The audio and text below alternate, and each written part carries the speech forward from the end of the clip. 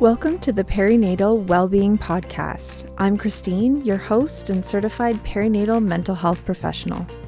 This podcast is all about authentic conversations. We want to open up the discussions around perinatal health and well-being, from mood and anxiety disorders to breastfeeding to grief and loss in the perinatal period, and everything in between. While this is not therapy or medical advice, it is the place where we are going to continue to open up the discussion around all things perinatal mental, physical, emotional, and sexual health to help reduce stigma and break down these barriers to support. I acknowledge that many Indigenous nations have long-standing relationships, both historic and modern, with the territories upon which Perinatal Wellbeing Ontario is located. Today, this area is home to many Indigenous peoples from across Turtle Island. I am proud to acknowledge that there are 46 treaties and other agreements that cover the territory now called Ontario. I acknowledge that I am a settler on these lands, and it is on these ancestral and treaty lands that I live, learn, and work. Hello, and welcome to Perinatal Wellbeing episode number 9. Today's guest is Kelley Hassanpour, who is the founder over at Parenting from Within. Kelley experienced postpartum anxiety after the birth of her son and recognized the symptoms at 13 months postpartum and started her recovery journey then. Kelley experienced pressure to sleep train her son from her doctor and shares how this experience added to her anxiety. Kelley recently founded Parenting from Within in order to provide education, support, and community to new parents, providing the support she felt she could have used when she had her son. We touched on some important topics and some difficult topics, including perfectionism and anxiety, the stigma around mental health medications, suicidal and intrusive thoughts, seeking support, and so much more. You can find Kelley at www.parentingfromwithin.ca and check the show notes for the resources that Kelley mentions in the episode. Hi, Kelley. Welcome to the podcast. Good morning. I'm so happy to be here with you. Thank you. Me too. I am so excited to keep sharing people's stories, talking about our different experiences that we have in pregnancy or postpartum. And so today you're going to share your experience with us. Yeah. Yes. I'm really excited to share. I think I've said a lot of times that I think if we all shared our stories, it would help for a lot of people to know that they are not alone, and that there is no need to struggle alone, and that if we would just share our stories, that we could all come together. Yeah, absolutely. Yeah. And I think that there's so much of that struggle when we're going through something because we think we are alone or we are the only one, or I must be the only one kind of having these types of thoughts or feelings, or not having a good time after having a baby, right? I must be the only one. So that adds to the struggle. Yeah, absolutely. And I think you and I have talked before a lot about we really need to normalize all of these feelings, and that motherhood and parenthood is not just filled with joy, and telling moms to enjoy every minute of it doesn't help. And that we just need to normalize some of the more challenging feelings that come along with it as well. Yes, for sure. So you had a bit of a struggle after having your son. And so do you want to start with pregnancy? Like, what was your pregnancy like? Sure. So I will give the background that before having my son, I'm a nurse, and I worked in neonatal intensive care. So I spent a lot of time working with babies and a lot of time working with new families. Right. And so because of that, I naively thought like I had this in the bag. This was going to be like no problem whatsoever. And now I realize what a cute thing that was to think. Right. Yeah. But my pregnancy was pretty run of the mill. Like I can't really complain about it whatsoever. Mhm. I really didn't have any challenges. I didn't even really experience any like nausea or vomiting. I was super lucky that way. Good. And I was also really lucky in that I was aware of the environment that I worked in. Mhm. And I was aware that, I was going to see some potentially challenging things or upsetting things, especially being pregnant, that, could be a little bit scary to see. But because of that, and because I was aware of it, I was able to really put like boundaries in place for myself, and emotional boundaries in place. The other thing though that I really like to talk about now, that I wish I had have known when I was pregnant, is, and that I wish a lot of moms or parents knew now, is that so my whole life I have been known as the perfectionist, the classic type A personality, the control freak. Now I like to say that I'm a recovering perfectionist, but recovery is hard. But that those things served me really well before I had a baby. Absolutely. And, society really kind of applauds you for those traits. But what I now realize, being on the other side of it, is that, that perfectionism and that controlling, it's really not a type A personality, it's anxiety. Yes. But pre-baby, I was able to cope with that just fine. Yes. So I always just like to put that little disclaimer in before. And thank you so much for sharing that, because I think it is so important for other parents to hear that, because what I find on the other end as a therapist, when people come to me in the postpartum with anxiety, we're talking, we're looking back, we're reflecting, and they're like, oh yeah, I had anxiety for most of my life, for my whole life. Yes, exactly. And they all say the same thing. Like I'm type A personality, I'm perfectionist, all those things, myself included, right? So I totally get that. And it's like, yes, it does serve us, and it can be so helpful, especially in our careers, and to drive us to perform well and all those things. And then it seems like after we have kids, like for me, by the third one, I was like, yeah, I can't do this anymore. Like this is not working. This is not serving me. So it's like we get to that motherhood or parenthood stage, and we can't cope with it anymore. No, you can't cope with it. And it's like it's trying to control the uncontrollable. Exactly. Is next to impossible. Absolutely. So obviously from that story, I was diagnosed with postpartum anxiety. Okay. But I wasn't diagnosed until my son was 13 months old. Right. And so what I find sort of amazing about that is in that those 13 months, no healthcare provider ever asked me. There was never a screening. There was nothing. And then the other thing that, surprises me is that I was like, if I, as a nurse who works with new moms all the time, couldn't recognize it in myself until it had hit a really bad place, and if there is no universal screening or universal treatment strategy, how is like the average not medical professional mom or family supposed to recognize it in themselves? Absolutely. Were there any thoughts or judgments? What was that like, thinking, I'm a medical professional, I'm a nurse, I work in the NICU, I have so much experience with seeing families go through these hard things, and potentially a lot of anxiety in that, in parents that you would help. What were there any thoughts or judgments there about the fact that you were experiencing postpartum anxiety? For sure. So I had a ton of feelings about it. The first is that really I actually felt like a profound amount of guilt for having cared for these families in the past, and realizing how little support we give them. It's incredible that families who come through the NICU really get very, very little support. And I don't remember as a bedside nurse ever talking to a new mom or a family about perinatal mental health, which these are your very at-risk families for experiencing that. So I actually felt a lot of guilt about the lack of support that I had given to families throughout my career.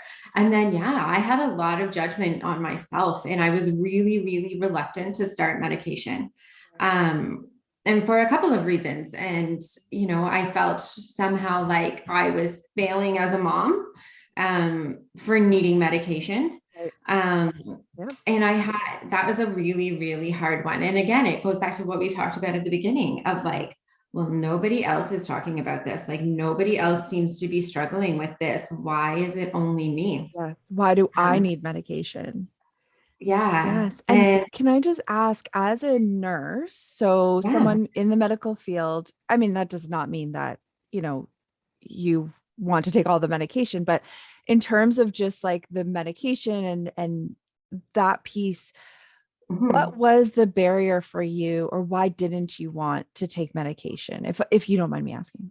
No, not at all. So one was that I felt like I just felt like I was failing. Like if Mhm. I took the medication, I was accepting that I had done something wrong, or I was doing something wrong, or I couldn't handle it. The second one was it was that whole like perfectionist type A personality where I felt like by taking the medication, it was going to change a significant part of who I was. Yes. Um, and I have worked with a therapist since then, for like, and finding a therapist who was a good fit was literally the lifesaver for me. Yeah. But we had to work a lot on really understanding anxiety and the anxiety voice that lives sort of, that's what I call it, Yes. inside my head. Um, and it was really challenging to sort of try to let go, or work with that anxiety and realize it's not all that I was. But it felt like because that like type A perfectionism had served me so well, to try to work with it and let go of some of it felt a little like letting go of me. Yeah. A part of you. Um, yeah, so that Absolutely. was really challenging. And strangely enough, I actually really bonded with Someone close to me. over this experience. And so Right. we had kind of like casually kept in touch over the years. Yeah. Um, but I don't even remember how the conversation started, but we started to talk about it. And she had said, you know what, I took the medication, and it was a lifesaver for me. And it was really through that conversation of finally finding someone who shared in that experience, um, that made me feel okay about the whole thing. So it was really finding that connection and Absolutely. hearing that I wasn't alone. Yeah, which is so important. And it's so interesting how that is so common. And my experience was similar in that like I waited 6 months to take medication because I was like, no, I don't need it. Like that's an admission that I'm broken, Yeah. right? Yeah. Meanwhile, I would take medication if I had a headache or if I, Exactly. if I broke my leg Exactly. or something and I needed, pain meds, I would take that. Yeah. Um, so it's just interesting. And absolutely, I never had judgment about other people taking mental health Never. medication, No, I'm the first to be like, yeah, take it. You should take it. Yes, exactly. And that's why I asked because it seems like it's so common.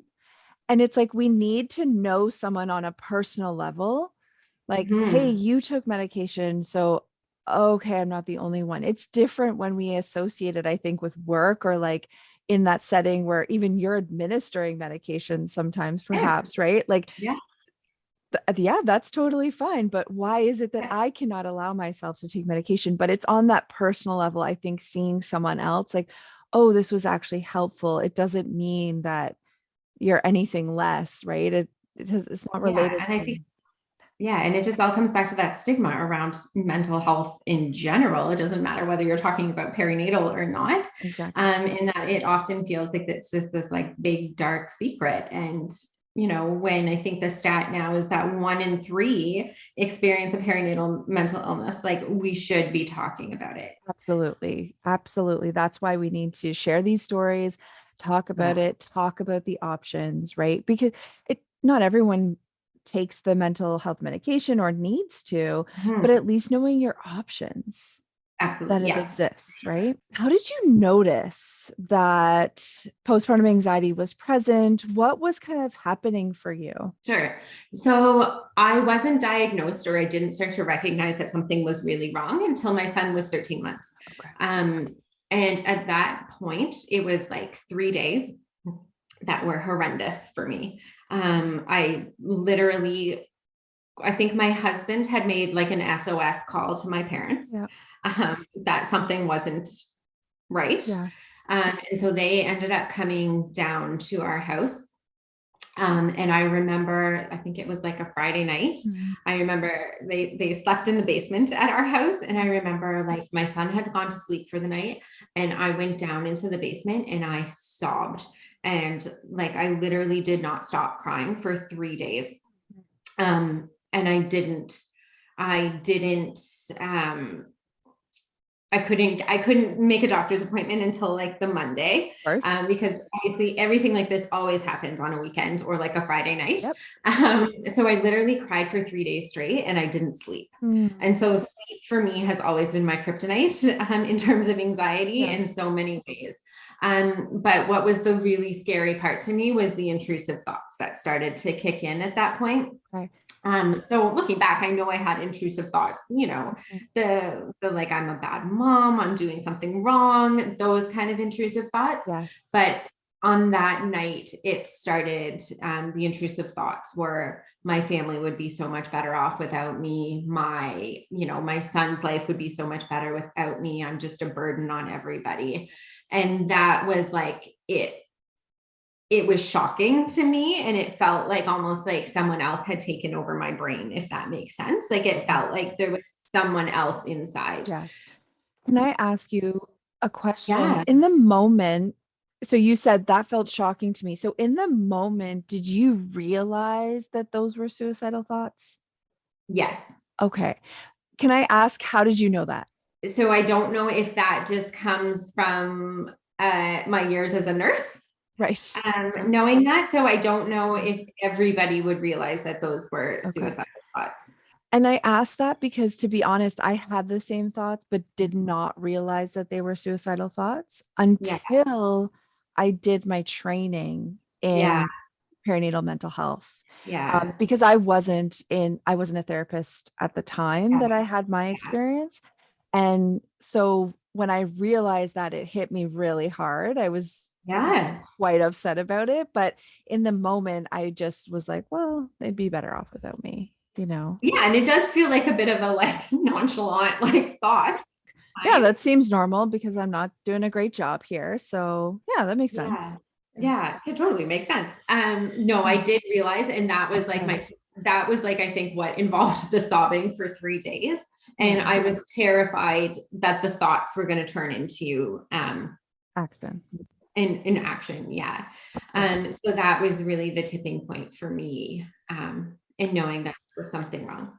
Yeah, and I think that's a really important point for us to also highlight is that for anyone listening, thoughts don't equal action.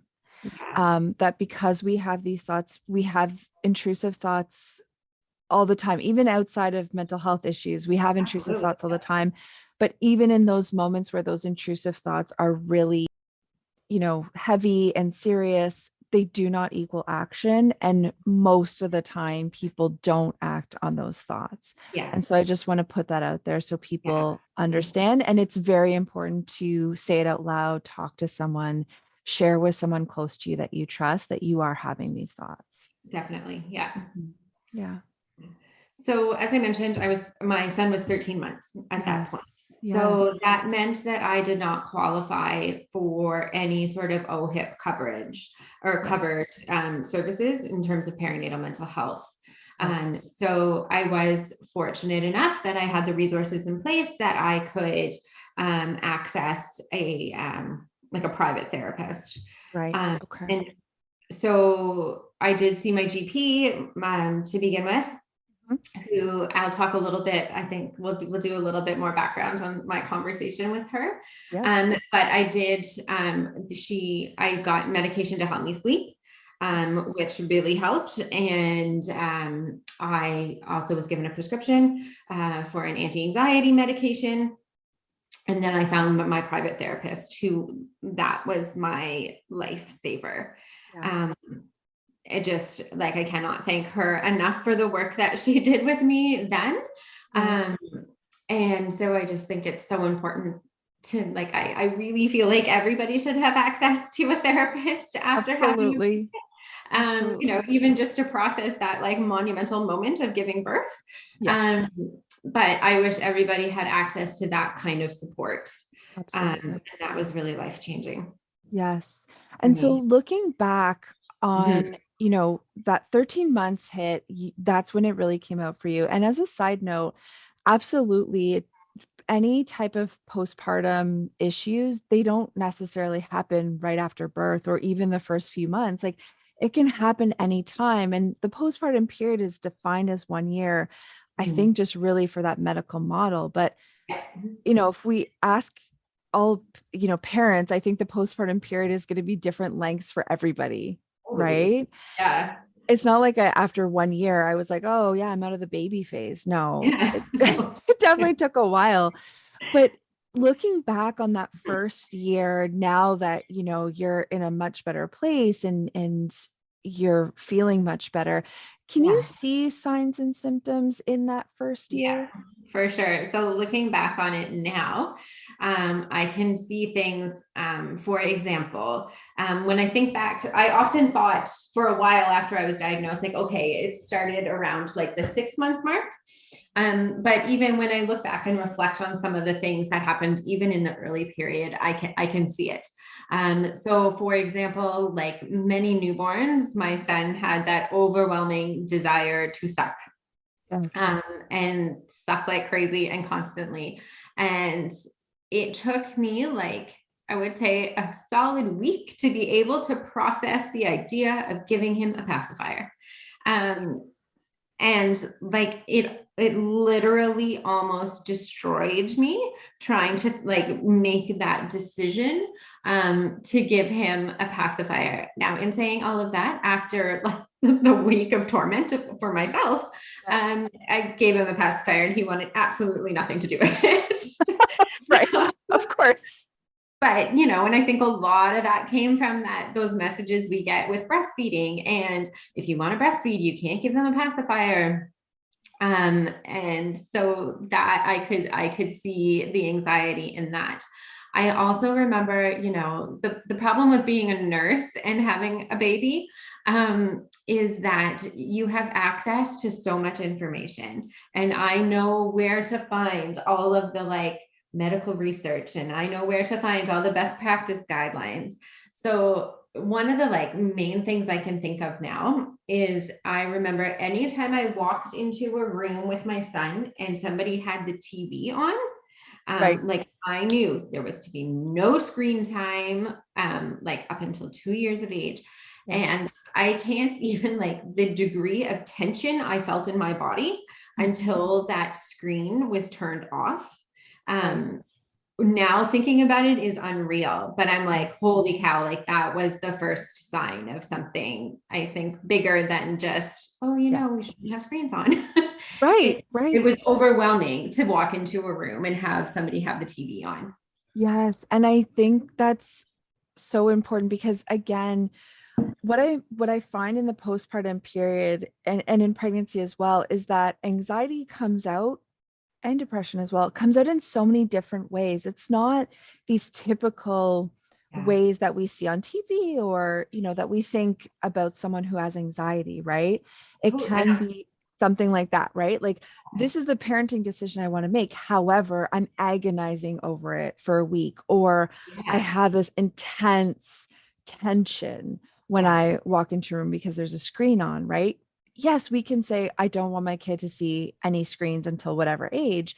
yeah, But when it's accompanied by that, intense tension, then we know, okay, there's something up, right? Or, yeah, parents that are maybe walking around with the baby monitor while baby's napping or sleeping with the baby monitor. yeah, I've known of people who baby is sleeping in the room and they have the baby monitor with them in bed and holding the baby monitor for that fear, of something and happening. I think I have two things to say about that. Yes. One is that absolutely, because even like for myself, I remember a friend saying to me at one point, do you think you maybe have some postpartum anxiety? And I'm like, no.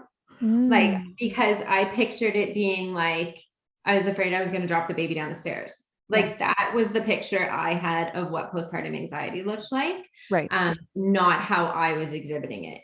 Right. The second thing is like with that example with the baby monitor, I was doing a prenatal class last night actually, and we were talking about perinatal mood and anxiety disorders. And I said like, I understand now when we're talking about some of these behaviors, you're probably thinking like, well, obviously you would know that there's something up, right? Like these are such abnormal behaviors. But I was like, but when you're in it, you cannot see it. Yeah. Like you cannot see that it's not quote unquote normal to sleep with the baby in the room and the monitor. Like it makes total sense to you at the time that is what you have to do. Yep, exactly. And I think because there is that level of anxiety is trying to help you keep baby safe. And so anxiety is really convincing you this makes sense. This is how you keep your baby safe. And so that part of us that is wired to keep our babies safe jumps on board and says, okay, yes, if this is my time. If this is how I'm supposed to keep baby safe, okay, I'm going to do it. And then you look back and you're like, oh, wow. Yeah. That wasn't, that maybe wasn't necessary. Yes. Yeah. Hindsight. So my anxiety then progressed. So at 6 months, like I was saying, my son stopped sleeping. So I did not have a quote unquote good sleeper. I had a little guy who was up every 1 to 2 hours. And he did that for a very prolonged period of time. Wow. So at the 6-month mark, I stopped sleeping. So I was a bad sleeper like myself. Right. So then when you threw that, so my own bad sleeping on top of a baby who was getting up every 1 to 2 hours, like I was surviving on, I don't even know, like maybe 3 hours of broken sleep. A night is my guess, in and around there. So I remember one night being up with my son, and so he was always like he spit up a lot. Like he was a very, very spitty baby. And so after he would be up and feed in the middle of the night, I would hold him upright for like 20 minutes before I would put him down. And I remember one night holding him, and I could obviously tell that he had reflux. So he basically like reflexed. I heard it, I could see it, and he freaked, which was understandable. Like it scared him. And I thought, okay, I better like take him to be seen for this. And hopefully maybe that would also help some of the sleeping issues as well. So it was that appointment that was really like my entrance into the sleep training pressure world. So I took my son to see a pediatrician. It was somebody who I'd worked with, and she was absolutely lovely. And she gave me medication for my son, for his reflux, but then she also said, you really should sleep train him. And I was like, like that doesn't really feel right to me, especially if he is having reflux and he's in pain and he's uncomfortable. Like I wouldn't do that to my husband. If he was like up in the middle of the night and feeling unwell, I wouldn't, shut the door and say, okay, I'm going to see you in the morning. And she said, oh yeah, well, it's not that bad. It's just a couple of nights. And she said, well, actually like my son, when I sleep trained him, it lasted like 2 weeks of him screaming and then it was fine. And I was like, well, that was not comforting for me to hear. And I kind of like smiled and nodded and walked out the door. And my mom had been there at the appointment with me. And she said like, well, what she had said, you should sleep train. And I was like, I'm not going to do that. Like, it does not feel good to me. That is just like, for me, it went against like every instinct I had for my son. And I also think it helped to know that I was a terrible sleeper, and I was a terrible sleeper as a kid too. And I felt like I hated being alone in the middle of the night. It's a very like lonely and isolating place to be, even as an adult, when you're up in all in the middle of the night. Yes. I wanted to know, do you know what prompted the pediatrician to say sleep train? Was it just so you can sleep? Yeah. Okay. Right. Yeah. Right. So I had said like, oh, he's up like every hour or Right. two. Right. So you need Hard. sleep. So Yeah. sleep You train need him. sleep train him. Right. So that was kind of my entrance into the like, so I'm Mhm. just not going to talk about this anymore. Right. Because like even in like when you were in like mommy and baby groups, it's an overwhelming like societal expectation to sleep train your baby. And you know, I think there's a lot more information out there now, even in the last few years, when you're talking about attachment theory, and you know, even Sick Kids has a guideline about how to, for healthcare professionals, about how to talk to parents about sleep. And it even says you should respond to your baby in the middle of the night. But I think there's a lot of pressure out there on moms to sleep train their baby, or the pressure that you're doing something wrong if your baby is not a quote unquote good sleeper. Yes. And Or so that they're a bad baby. exactly, yeah. Right? Like I was just talking with someone about this last night on Instagram, but it's you know, it's so interesting when people ask you, "Oh, is your baby a good baby or a bad baby?" Like, what? How can they be good or bad? They're just babies. They're good. Yeah. They're inherently good. That's kind of a cool thing about a baby. Yes, exactly. It's interesting. And where do you see some of these pressures coming from to sleep train, to get babies to sleep the way we want them to sleep? So we have a couple of thoughts. Yes, please One share. is that, like, I think when you're talking about just like out there in the mommy world or parent world, Yeah. when you're talking about like mom and baby groups and whatever, it's just that's what has been done. And Right. there's like, I know, I remember my mom saying, well, I just had to leave you to cry sometimes. And, you know, I think a lot of times as a parent, you kind of butt heads with your own parents Yes. about the way things were done versus now. So I think there's like that, like, I think people, it's just thought that that is just something you do. Right. Like that is just part of the progression of having a baby. Right. And my second thing is, because I always say to new moms, I'm like, remember, anybody out there on the internet who is telling you that you need to sleep train your baby and you're doing harm if your baby's not sleeping through the night, or it's not right to breastfeed your baby to sleep, which is like a completely normal biological thing to happen, they're trying to sell you something. And so basically, if you're looking at the like sleep trainer world, they're trying to convince you that what is biologically normal is wrong. And so they're going to try to keep, quote unquote, supporting you until you can fix it. And you can't fix it usually because it is just biologically normal for your baby to wake at night and to watch you. And then when you're talking about healthcare, I think you have to remember that like most physicians don't get a lot of training in normal biological infant sleep. And so they are also just going off of their own experiences as well. Right. And Yeah. so I think that would be helpful. And I know that that's part of the work you do, and we'll definitely talk about that. But I think it's so important, like, to get that information out there and that education out there, because absolutely, if we don't learn it from a book, this is what I say too, is like, we're not born knowing how to parent. No. Right? There's a lot of these things that we have to learn. And, you know, like, I didn't know what solids to feed my kid and what order and all that stuff. I had to look at it up in a book, right? But we have this assumption that we're born knowing how to parent. Mm-hmm. And so a lot of times that produces shame. We don't want to ask questions if we don't know something, or something is out of the norm, or we don't know what is going on. We don't want to ask questions. And then there's all these like standards and these, you know, this false information, and it's Unrealistic expectations. unrealistic expectations, exactly, right, that we have to attempt to wade through. And so I think it's important to be able to get that information out there of like, what is actually, you know, biological related to baby sleep and baby growth and all those things, right? Yeah. And so as I progressed from there, I decided that the safest thing for me to do was to not talk about it. So, you know, any sort of appointment with the doctor How's his sleep? It's fine. Everything. How are you doing? It's fine. Are you sleeping? Sure. Right. Like it was just easier. Shut down.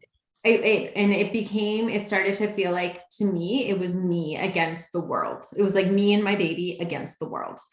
And so, but also on top of that, even though I knew that didn't feel right to me, I still felt like I was doing something wrong. And that's why he slept the way that he did. And so my anxiety really manifested in his sleep. And like, I had like, like cardboard boxes taped up over the windows, underneath the blackout curtains, because maybe it wasn't dark enough in there. I read anything and everything I could. And I was just absolutely determined that I was doing something wrong.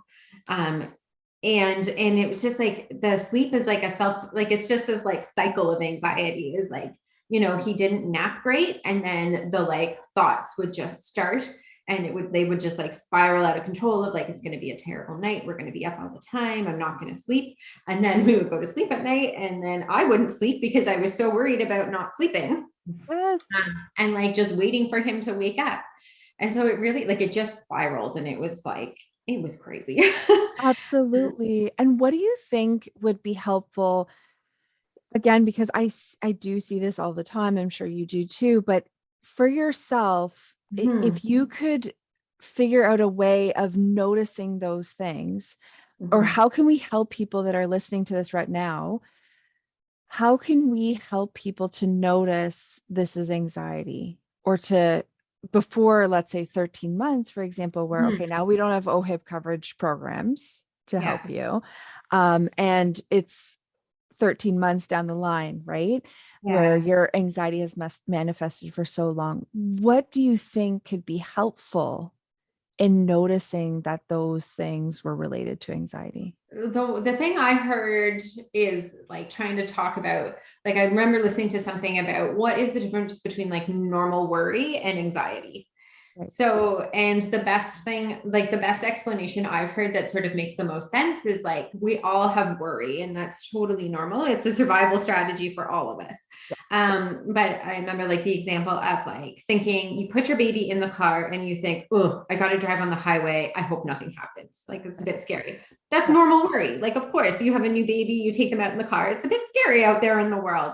Yes. But if you're now at the point of like, I'm not going to go anywhere with the baby. Like, I'm just not going to put the baby in the car, or I'm going to take the like 3-hour detour to get where I need to go, so I don't have to take the highway. You've probably flipped into like anxiety as opposed to normal worry. Right. So the like example, like just when it starts to interfere with your life, I think for me is like, is what I look back on now. And I still use that strategy now, because anxiety like just doesn't go away. It's still there. I've just learned a lot better ways of dealing with it and coping with it. So what I do now is I listen to my body, and usually like your body doesn't lie to you. So if you can sort of acknowledge when something doesn't feel good, or like when you're having thoughts and your body is starting to react to it. So I know for me, it's like a lot of tension. I get like a heaviness in my chest.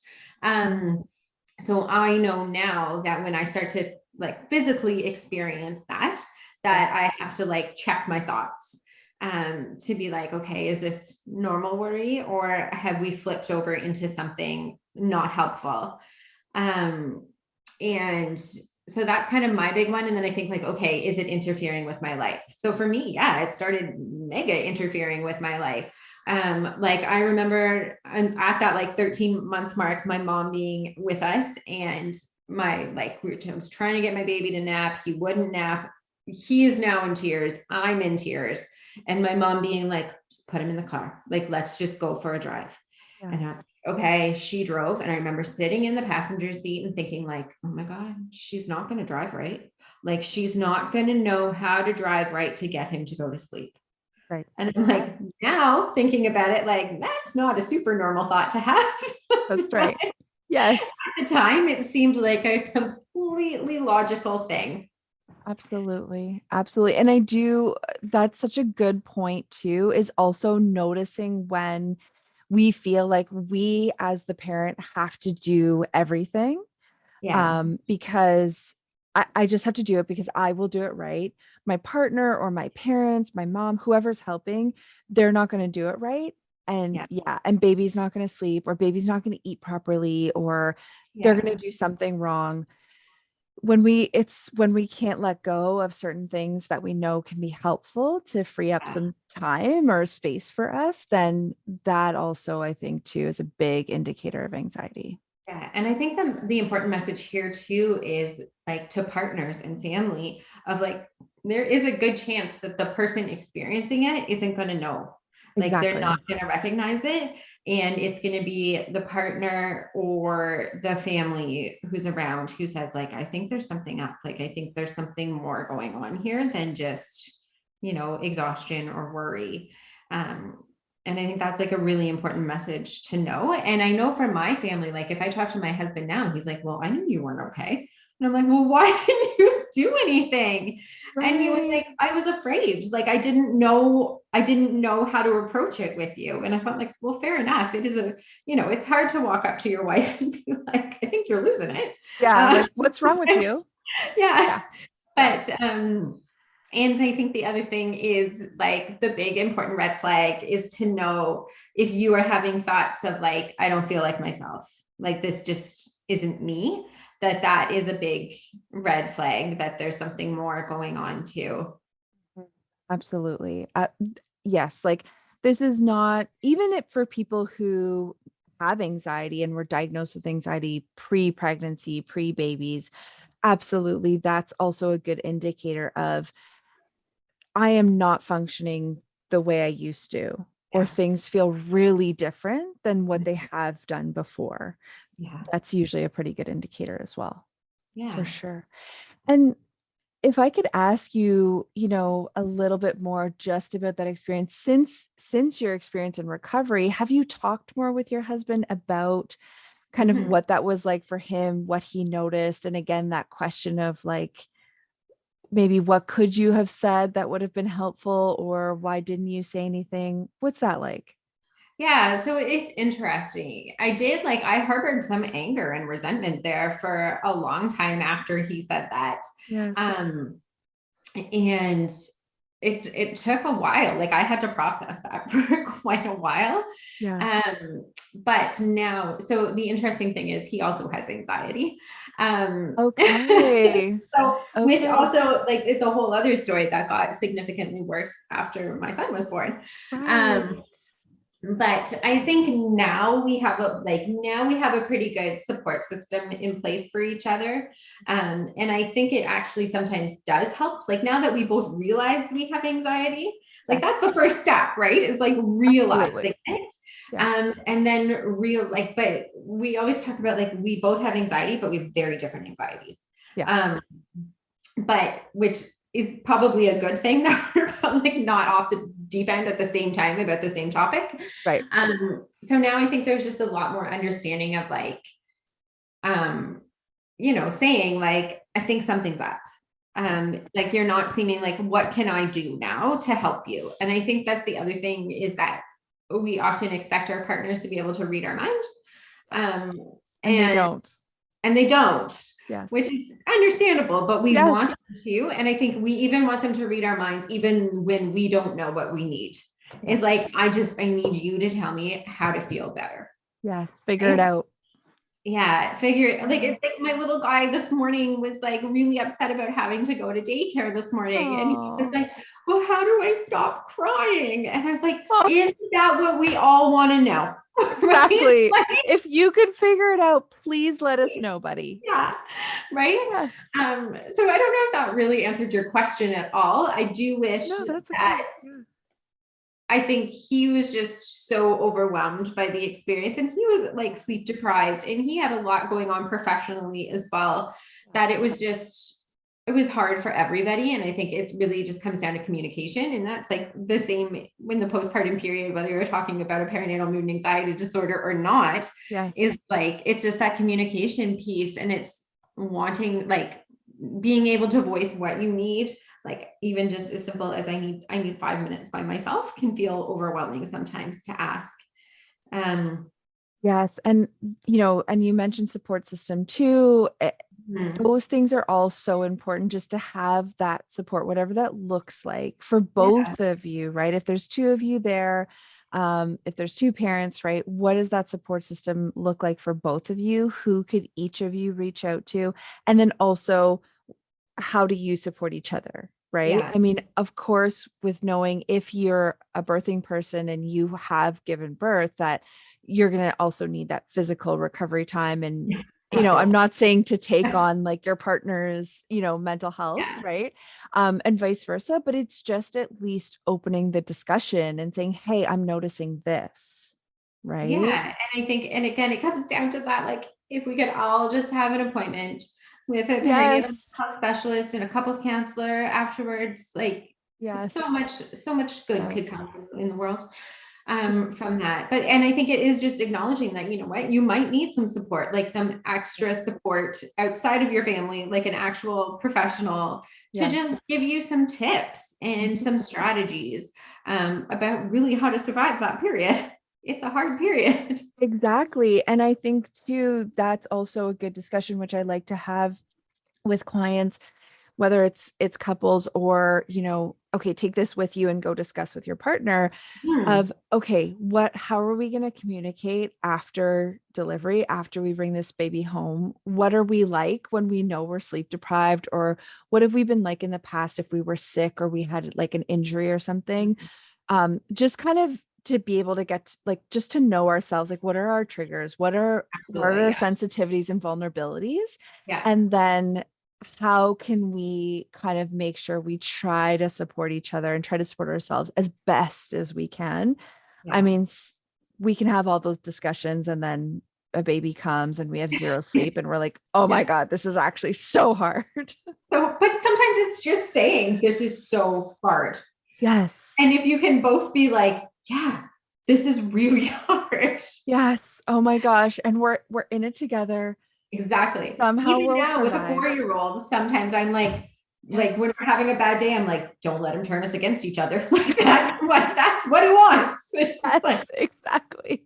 we have to remember we're on the same team here. Yes, we have to stick together. Yeah. Absolutely, which is so important and can be really hard to do. So hard. Yeah. Yeah, Yeah. absolutely. Yeah. Absolutely. So as things progressed, Yes. how did things keep looking like until you got to that kind of 13-month mark? Yeah. So it was all really the same. I tried to control his sleep Yeah. in any way that I could. Yes. That was my outlet, was his sleep. And I was like, I'm gonna try anything, I'm gonna do everything, we're gonna fix this. Yeah. Like little did I know that really I was trying to there was nothing really to fix. He was just not a great sleeper. And that's just what it was. And then, now you can say, well, like I could have just released that and accepted it for what it was. It would have been a lot better. But hindsight is 2020 kind of thing, right? Exactly. Um, and so as for the from 6 months to 13 months, yes, I had like profound anxiety, really tried to control his sleep, but I also just did what I needed to do to survive. And so like I remember my husband coming home one day as I was literally dragging the queen size mattress from one bedroom into my son's room. Oh. I was like, I'm done. I was like, I can't keep getting up every 2 hours, holding him for a half an hour. I was like, I can't do it anymore. And that's when we started to co-sleep. And that is a whole other conversation that yes, co-sleeping does not meet the Ontario or Health Canada safe sleep guidelines. But we know that more than 60% of families report having co-slept at some point. So BC Health Links has acknowledged this and now provides education on how to safe sleep. Wow. Because we know or how to safely or what you can put in Co-sleep. place to co-sleep as safely as possible. Yeah. So just a little advocacy piece there that we need to follow suit. Yeah. But really it just came down to survival and how was I going to survive like until he somehow magically started to sleep better. Right. Um, Absolutely. And was yeah, that helpful for you, yeah, co-sleeping? for Yes. sure. Yeah. Yeah. Yeah. That Same was with like us. yeah, it was the only way I could get as much sleep as I could. Yeah, absolutely. Yeah. And so once that 13 months hit and, really the kind of, I'm at this point, I'm Yeah. not coping. And then you reach out for help. Yeah. What did recovery start feeling like for you? Sure. So, so just when I saw my GP that first time and I got the prescription, Yeah. and she recommended therapy, which was great. She also literally wrote on a prescription pad, sleep train your son. Like she literally wrote sleep training on a prescription pad. And, at the time, so I have since had at that, like, again, I just shut it down. I was like, this is crazy. Wow. But at that time, I didn't have the like energy in me. I don't even want to Of say to course. fight back, but to advocate for myself. I Yes. have since had a follow-up conversation with an actual perinatal mental health psychiatrist who had said something similar to me. And at that point, I was in a much better place. And I kind of lost it a little bit. And I was just like, this was everything that happened to me. Like it was these kind of comments that were extremely unhelpful and that led me to stop asking for help. Um, so that's a whole other conversation too, but just that at that point, I didn't have the like strength to say like, that's not like just a simple, that's not right for me. I just went home and I just thought, there's one more person I can't rely on for support. Yes. Which is, I think that is important to highlight because even the smallest, I talk about this, like our sensitivities, right? Like even the smallest little saying that someone says, comment, thank you, or look, right, can feel so magnified when we have anxiety and we pick up on these little things that I think it's so crucial for healthcare providers to understand that, like to understand like what you're saying in those moments has a massive impact on For how a that long parent. time. Yes. Yes, Yeah. absolutely. Absolutely. Yeah. Wow. And so again, that shut you down of like, this is one more person I can't go to, one more person I can't really ask for help. Yeah. And so what was interesting for me is it became for me, like if I'm going to focus on my mental health, it's not going to be with a physician. Right. It's going to be with a therapist. And so, like I said, I found my therapist. Yeah. It was really, really important to me to find somebody who had similar values to me because I was hesitant to begin with because I was like that the last thing I need is for someone else to say something unhelpful to me. So I found a therapist who is extremely, extremely attachment based. Nice. And this was like pre-COVID, obviously, but Yeah. she miraculously was doing virtual sessions Yeah. because she wasn't located close to me. Right. So I never saw her in person. I just Right. saw her over my computer. But honestly, that was so wonderful because I didn't have to worry about getting out of the house. Yeah. And she was amazing. And so we did a lot of work. Of thought challenging, and I think like the meds really just took, I say it now, like I still take my medication. I came off of it for a while.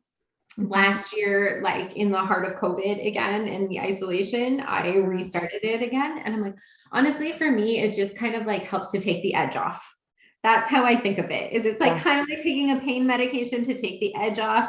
It just like, it takes the edge off the anxiety and gives me the ability to challenge my thoughts. Yes, that's exactly how I describe it too. It's like it gives you the ability to access the coping skills that Yes. you need in the moment, Yes. right? Yeah, Yeah. absolutely. That's great. And So can I ask, how did you find her? Because I think sometimes too, a lot of times when we're in that really tough spot, it feels so hard. Like we can Google, but we might not find what we're looking for. So how did you find her? So it was very odd. Okay. There was like, I had come across, it was like a sleep support site. Yeah. Like she has an Instagram account, but she's attachment based, so like not separation based. Yeah. And so I had seen like she had put some sort of manual or something together. I can't remember exactly, but that she had a therapist involved in the writing of this. So I thought, okay, she's definitely attachment based. Yeah. I contacted her. She wasn't taking any new clients, but she referred me to somebody else, and that's how I found Okay. Okay. um, so yeah, and I want to tell people like you need to take the time to like interview like you like Yes. most therapists, I'm sure you probably do too, have like a free Yes. consultation Absolutely. for you to chat and see if you're a good fit and to ask Mhm. the questions that are important to you. Um, Absolutely. so I was so thankful to have found her, and saying that as well. So she and I did a lot of work together for quite a few months. And then I felt like I had the technique, like I had the coping skills I needed, and we took a little bit of a break. And then my son was starting in like part-time in a daycare, which was another like mega trigger for me. And I thought like, okay, I think I better just have like a little tune up with her. And she wasn't taking anybody like on again. And it was like devastating to me that I Oh, couldn't see her again, but yeah. she recommended somebody else, and now that person is still my therapist now. So Lovely. to say like there is a whole world out there of wonderful people Yes. who are there to support you. Yes. Um, Absolutely. and so yeah, most of my like recovery was really, really around thought challenging. Yeah. And so my like greatest things now are like I'm still going to have those thoughts. Those thoughts are there, I get it. And so my biggest like sort of mantra for me now is like, is that thought serving me? Like, is that doing any good for me? And if it's not, then I'm just like, yeah, I acknowledge that that thought is there, and then we let it move on. And like sometimes, and it's, I think, not judging that thought. It's just acknowledging that the thought is there, and not judging yourself for having that thought. Absolutely. And do you find that it feels more helpful to acknowledge as opposed to try to, But I don't yeah, want to think those thoughts. I don't want to think those yeah. thoughts. So what was Yeah. really helpful for me is that like, I don't know if this is a common thing in therapy, but we call the like, my anxiety is my manager. Yes. Um, Yes. and that is like, and it's like so helpful for me to think of like my manager is, oh, like, oh, there she is. And I Yep. was like, and then it starts to make you feel a little crazy because you feel like you have like multiple people living inside your head. Yes. But Yeah. I'll be like, now I'm just like, oh, okay, there's the manager. I get it. Like, thank you. You're trying to like either point something out to me, you're trying to keep me or my baby safe. I get it. Thank you. But I got it from here. And Yes. like that is how I deal with it. And it That's works for me. that is the model that I actually use in my work. Yeah. And it's called internal family systems or parts work. We call it parts work. And that's Yeah. exactly it is we have those managers, that are there. We sometimes I say protectors too, right? Like Yeah. anxiety is really trying to protect us, right? And we Yeah. don't want to get rid of that manager, right? No. Because Yeah. that manager helps us. And yes, we Yeah. all have parts, right? We all have parts. It does not mean we have multiple personality disorder. Yeah. But yes, we all have our parts, and it's so important to acknowledge them because what I say, and you have a 4-year-old, so I'm sure you can relate to this, is when your 4-year-old's trying to get your attention Mhm. and he doesn't get your attention, I'm sure he gets Louder. louder and louder and louder. Yeah. Yeah. Yeah. Exactly. And that's like our parts, right? Like, Yeah. especially anxiety, because it's trying to alert you to danger. So if you are ignoring it, pushing it to the side, it's just going to keep getting louder until it has your attention because it's concerned that there's Yeah. danger, Yeah. right? And then like I always say, I'm like, and if I don't pay attention to her, she gets kind of mean. Exactly. Exactly. That's when we know she's not being heard, Yeah, she's right? mean things. Yes, yeah, exactly. Exactly. I love it. Yeah, so helpful. Absolutely a very, very helpful technique. Yeah. Yes. So I think that's been like what the majority of my like coping You're has been. coping. Yeah. Yes, amazing. And so, how long did you feel it took you, like from that 13-month mark with taking medication, therapy? How long do you feel like until you really came back to yourself, feeling like Kelley? a couple months, I would say. Yeah, Still, like, it did take a couple months. The other thing, absolutely. the other like symptom that I had, I will say, is that I felt very, and it still happens to me when I'm very anxious, is like a very foggy feeling. Yeah, Yeah, it's almost like, I don't want to say like disassociated, because that's like an actual like term, but that's how it feels to me, is like I've sort of like, I'm here, but I'm not here. Everything is kind of fuzzy, or just going through the motions kind of thing. And so after, I would say, like probably like 6 to 8 weeks of taking the medication, I realized I was out of that fog. And right. I was like, oh, Yes. like this is like a whole other world. Yes. But then it also made me sad that I was like, I felt like I lived in that fog for so long that I missed probably some like really special things with my son. But And has yeah, that been part of your therapy work? Is kind of feeling, sitting with, talking about that grief? yes, yeah, yeah. Okay, And I good. think, and a lot of the therapy work too was like feeling our feelings, right? We're, Yes. Yeah. we're typically not very good at that. And I was like queen of that, of Mhm. like, oh, that's an unpleasant feeling. We're just like, Yeah. no thanks, Yeah. right? No, we don't need And I, that. yeah, yeah. And but yeah, I'm like really working on like feeling those feelings and allowing them to come out. Yes, Yeah. absolutely. And so can I ask you about that, that grief part of what Yeah. is that like for you? Like, what do you feel sad about in terms of that first year and a bit? Yeah. So I think like I felt sad that I probably missed, like I wasn't as present as I Mhm, could be.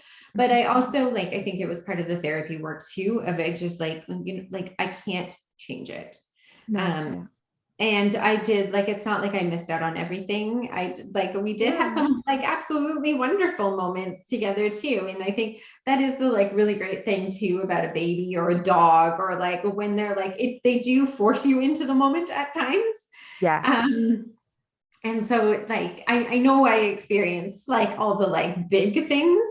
Yeah. Um, but yeah, I think I kind of just accepted it as what it is. And yeah, and again, it's just like, yes, like that is it. I was sad about that. That's grief. That's what that is. Yep, absolutely. Mhm. And so coming out of that experience, did you return to work in the NICU? So I never went back to my position full time Okay. afterwards. They were very kind to me and let me stay on sort of in a casual role, and still do some education with them. Oh, I nice. also work for our regulatory body as well. Um, so I worked part time while my son was still little. Right. And that was, it was like at the 18-month mark where he was going to start like part-time, that I was like aware enough to know if this is going to trigger your anxiety, like let's just have Yes. a little checkup, Let's talk um, about it. and do a little work. So that was really helpful too. And I think that's the thing Good. of like knowing you can work with a therapist for a while and then you can be fine, but it's kind of like going for a checkup every once in a while. Yes, Like, absolutely. And it's okay to take breaks. Like some yeah, people think they need to go to therapy like every week or every other week forever. It's like, yeah, no, you can take breaks. Like yeah, you don't have to be constantly doing the work all the yeah, time, right? yeah, So I think that's super helpful to know. And so you are doing this great work of you started parenting from within, an yes, organization in order to build community and yes, build supports, build that village of support, right? yes. So tell us about that. Like, how did that come about? Sure. So it was about a year ago that I'd been like really thinking a lot about just like my postpartum experience and what did I wish was out there? What did I wish people sort of knew? And I just thought there's like, when it comes to like the postpartum period or even like that first year for all parents, there are so many unrealistic expectations out there. Whether you're talking about sleep, like infant sleep, or whether you're talking about like postpartum recovery, Yes.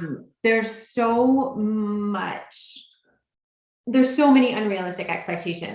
And so social media really doesn't help that either, because it just like highlights these unrealistic expectations. Like it's Yes, crazy. Um, absolutely. so I started to think too, and anytime you have like friends who have babies, like honestly, you just start to hear people say, like, why didn't anybody tell me? Yes. Like that is like the Yes. common thing I hear is like, why didn't anybody tell me? Yes. And just to highlight that you did write a blog post for I our did. site. Yes, a Perinatal Wellbeing Ontario. So you can check that out if you're listening, talking about why didn't anyone tell me? And, I think that conversation is so much bigger than what we can talk about here. Yes. When we're talking about like the unrealistic expectations and the perfect mommy myth. And it's a huge conversation really about society and our culture. Yes.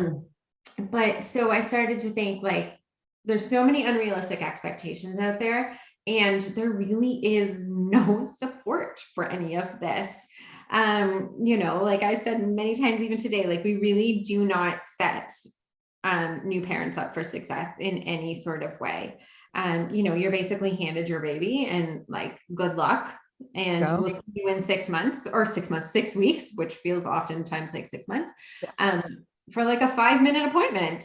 Yeah. And to say like, okay, you can return to your normal life. And you're like, hold on. Like, what does that even mean? Ready for that at all. Yes. So I really thought like, okay, fine. Then why don't I just create it? Like, why don't I create what I wish that I had had?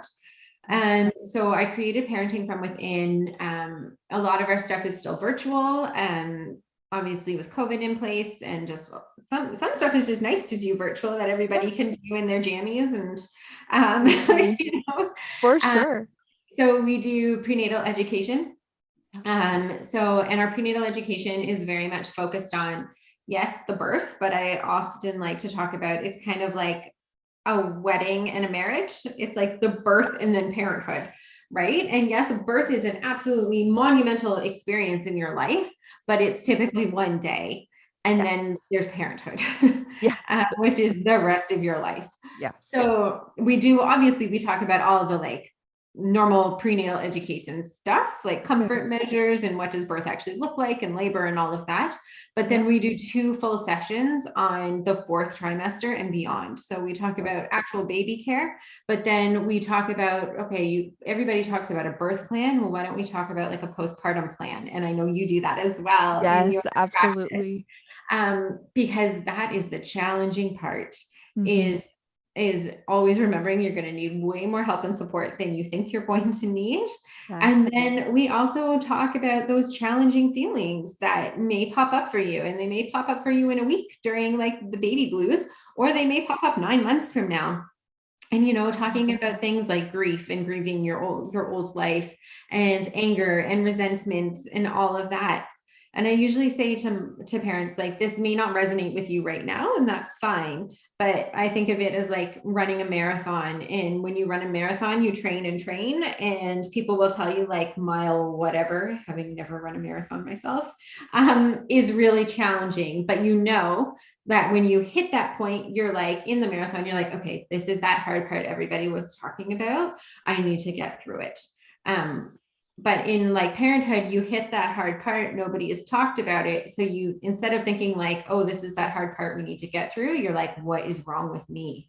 Exactly. So really just, bringing that awareness that some of these feelings are normal. And then we also have, I call them the Build Your Village groups. And so they are parent and baby groups. But I like to say they are not your like typical parent and baby group where you go and you do activities with your baby. Yes, you can bring your baby. We have virtual and in-person options now. But it really is meant to be focused on the parent. And so, we focus on things like the first class we always do is perinatal mood and anxiety disorders. And especially because there is like most people have not been spoken to about it before. And so we always talk about that in all of our groups. So where it's broken down into like 0 to 4 month groups, 5 to 8 month baby groups, and then 9 to 12 month groups. So just for an example, like in the 0 to 4 month group, we talk about perinatal mood and anxiety disorders. We talk about challenging feelings in parenthood and the myth of the perfect mommy, and all of that sort of stuff. We talk about what is biologically normal infant sleep. and trying to set a realistic expectation around sleep, because usually the biggest challenge with sleep is having an unrealistic expectation of it. We talk about physical recovery, and we talk about some birth injuries, because for whatever reason, it's another thing that people don't talk about. So people are left to feel all alone, and like they're suffering in silence about it. So we talk about it just to normalize that experience. But then we also talk about like, okay, what is your, aside from your physician, who else is out there for you? So if you've had a significant birth injury, maybe you need to talk to a therapist to process the trauma piece of it. And then have you seen a pelvic floor physiotherapist? Because they're amazing. And again, everybody should have access to one of them. Yes, which I did not know was a thing until a few years ago. And my youngest is 9. Exactly. So I didn't even know that existed when I had kids. Yeah. And we talk about the physical recovery piece, even though like a lot of moms, because like we're talking up to a year, are well beyond that initial recovery piece. But because so much of what comes out of childbirth is just considered normal, like bladder leakage. I'm like, no. Like it's common. It's not normal. Right. And you don't have to have it. And you don't have to live with it, where it just kind of like, it's just not talked of. You just change your life so that you're like not jumping and running. And that is just the way you live your life, but you don't have to. There are supports out there for you to see. And also we touch on the fact that even pain is normalized. I've had a kid, so yeah, I feel pain, and I'm just, I identify as a woman, and I've labored and delivered, and so I'm just meant to feel pain. I'm just meant to just live with this pain. And I still experience pain if I'm exercising during my period. I still have pelvic pain. My kid is 9. Yeah, exactly. That's not okay. No, and there is so much support actually out there for it. So you're talking about like your pelvic floor physiotherapist, even chiropractors, have like do wonders for moms and babies, which is a whole other conversation. Absolutely. As well. But there's just, for whatever reason, it's this like silenced thing. And I'm going to say that it's a gendered issue, because like, if this was none of this, like there is no other procedure, and I don't even want to call birth a procedure, but like there's no other medical quote unquote event that occurs in which you are handed another human. You feel like you've just been hit by a truck. Yeah. And they're like, see you in 6 weeks. Right. And figure out your own rehabilitation. Yeah. Yeah. Because if you think about, I just think about, for example, my mom having knee replacement surgery, right? Yeah, exactly. You get a program, you go to physiotherapy, that's covered under OHIP, right? Yeah. But if someone has a C-section or, a vaginal delivery, and there was an injury there with the vaginal delivery, or just a C-section where you are, that is major surgery. Yeah. There's no physio for that. Nobody even mentions the word physio. No, it's just go home and given a pamphlet that says like, this is your option. Yes. Or even a pamphlet to say what to expect, or what's normal for pain levels, or what, you can and can't lift, or can and can't do, or that's definitely a whole other conversation, but I think I agree. It took a little turn there. Yes. Yeah. That happens when we talk about birth. Yes. It's so complicated, right? And there's so many facets to it. Absolutely. Yeah. And which is amazing that you're talking about that. You're trying to get that information out there to the parents that are accessing your programs. Any other programs that, because I did take a turn there. So any other programs that are part of your organization that you didn't mention yet? Those are our 2 biggest things right now, are the prenatal education, but we also have, we have like your typical prenatal education. We also have an early prenatal class. So it's just like a one-time thing. But again, it's like you pee on a stick, you see a doctor, and they're like, okay, congratulations, we'll see you in like a month. And you're like, but I have to keep this whole thing alive. So we have just an early education, like a one-time session that we talk about some of the like, the like lifestyle things, food, like food and exercise and all of that, what sort of environmental toxins you want to stay away from. But then we also talk about the importance of informed decision making, and what does it actually mean to make an informed decision. And we talk about what are your options in terms of healthcare providers. So we have that. Then we have the regular prenatal class, like we said, and then we also have a life with baby class. So it is basically like the last two sections of the prenatal class, but it's really great for somebody who maybe just wants like if this isn't your first baby and you just want a little reminder. So in that, we talk about the physical care of the actual baby, but then also setting yourself up for the postpartum period, making the plan, those difficult feelings, all of that. But that class is also great for if you are not birthing your baby. Right. Because you are still going to experience the postpartum time with that baby. Absolutely. Yes. So it's good for that kind of thing as well. Lovely. That's wonderful. Those are some amazing supports. And I think I love that that came from also, what did I need? Like looking back, like what did I need? What support do we need out there? What information do we need out there? And it sounds like you've really covered all of those aspects. Yeah. And I think, for me, it's like, if you can make one other person feel not alone in this, then it's worth it. Yes, absolutely. And so clearly I like to ask, what do you think is missing from this space, like the perinatal space, in terms of course, mental health, but information, education, all that kind of stuff. It sounds like you're trying to fill those gaps of the things you think are missing. Anything else that you think is missing from this space that we need to work on? I really like, yes, in the mental health field, obviously, like, we need a strategy for it. We're talking about like 1 in 3 women, if you like, who identify as birthers, let's say, 1 in 3. And then there's a whole other piece that partners experience it as well. But when we're talking about 1 in 3 people, and there's no strategy to identify, to screen, to treat, it's insane. It doesn't even make any sense. No, it makes zero sense. It's unreal. And then I think just from like a physical education standpoint, I think when you're talking about your standard OB appointments that are 5 minutes long, that does not empower anybody to be able to make their own decisions when it comes to birth, or to have the knowledge that they need. And the sad thing is, with all of this, because it is not OHIP covered, and if you don't have extended healthcare benefits, which will cover a lot of these services, if you want to seek your own prenatal education, if you want to have a prenatal appointment with a pelvic floor physiotherapist, a postnatal appointment with a therapist or a chiropractor, like, there is definitely a certain degree of privilege that has to come along with being able to do that.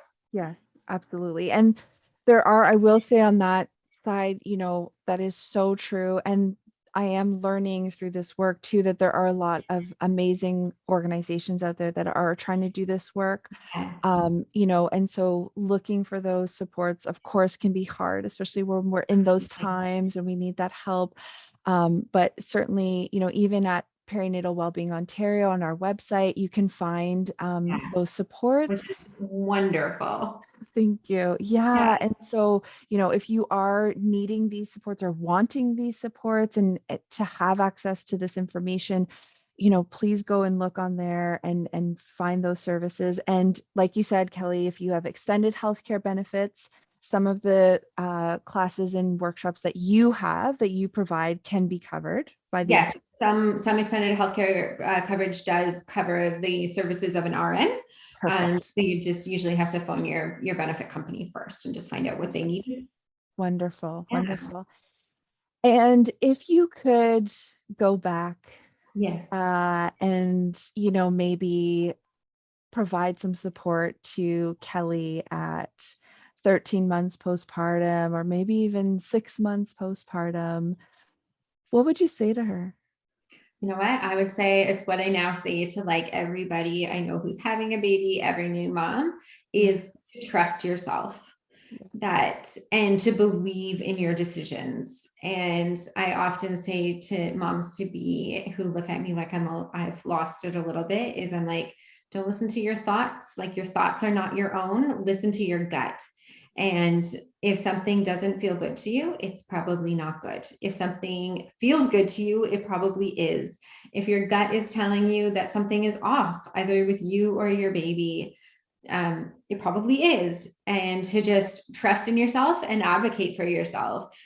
And just have the confidence that you do know what you're doing. Just don't let the rest of the world tell you that you don't. Yes, absolutely. That is lovely and so important for us to remember. And I think that's something we can take as parents on the rest of our journey, right? Sure. Because there's so many points along the way where we do need to remind ourselves, like, okay, you can do this, right? I Yep. keep telling everyone I have a teenager now, and I have to keep reminding myself, okay, Christine, you can do this, I think. So, it's so important that if we can learn that and be able to get in touch with ourselves and trust ourselves, trust our gut in this early stage of parenthood, we can Yeah. take that with us throughout our entire journey because we're going to be parents the rest of our lives. Yeah. Right? And Absolutely. and don't let anybody else write your definition of what it means to be a good parent. Yes, I love that. That is so beautiful. And Yeah. so, where can people find Parenting from Within? Sure. So physically, you can find us in York Region. We run out of Aurora. But like I said, a lot of our services are virtual. So you can find us on our website, which is www.parentingfromwithin.ca. You can find us on Instagram and on Facebook as well. Okay. Yeah. Perfect. Awesome. And so I will put in the show notes the link to your website so everyone can find that.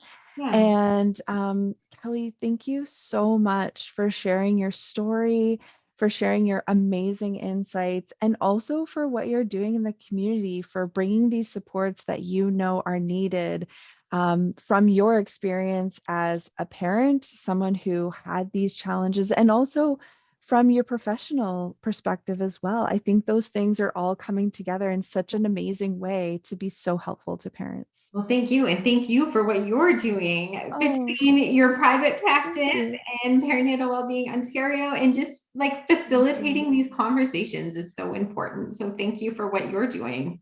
Thank you. Thank you so much.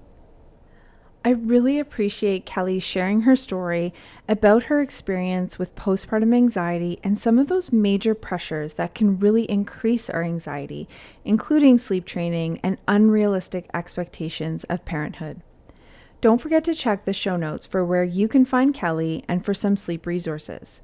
Her website is www.parentingfromwithin.ca. Go check her out. Please leave me a comment or send me a message on Instagram and let me know your thoughts on the unrealistic expectations society places on parents.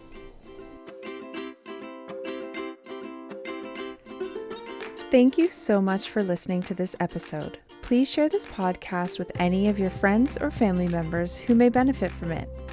If you feel you are experiencing any of the symptoms or issues that we discussed today, please reach out to any one of your supports. You can also go to perinatalwellbeing.ca for more information, blog posts, and podcast episodes. Check out our new episode every Wednesday.